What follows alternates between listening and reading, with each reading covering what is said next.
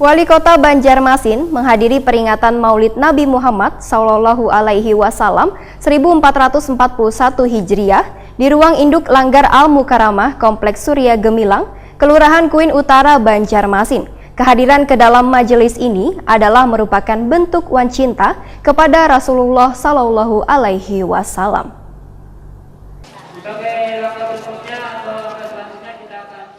Wali Kota Banjarmasin Ibnu Sina menghadiri peringatan Maulid Nabi Muhammad SAW 1441 Hijriah di ruang induk Langgar Al-Mukarramah Kompleks Surya Gemilang, Kelurahan Kuin Utara, Banjarmasin, malam Minggu 9 November 2019.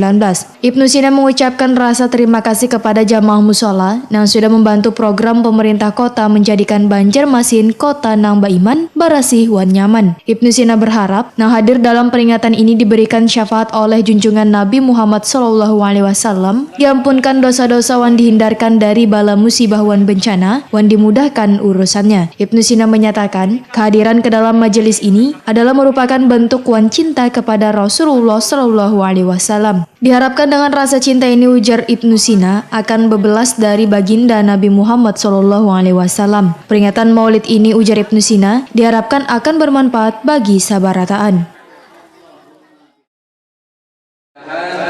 Peringatan ini memberikan manfaat balasan kita barataan. Yang terakhir, ulun mengucapkan terima kasih kepada seluruh warga yang mendukung program pemerintah Kota Banjarmasin.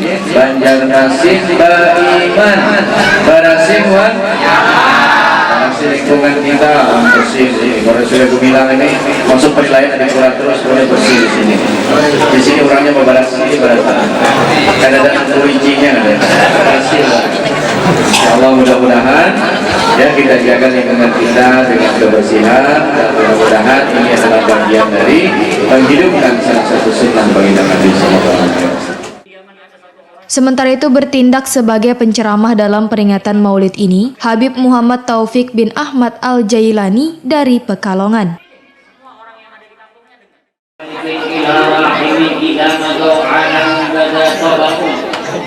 Sebelum Allah ciptakan semua alam semesta ini, Allah sudah ciptakan nur yang Muhammad Sallallahu Alaihi Wasallam, dan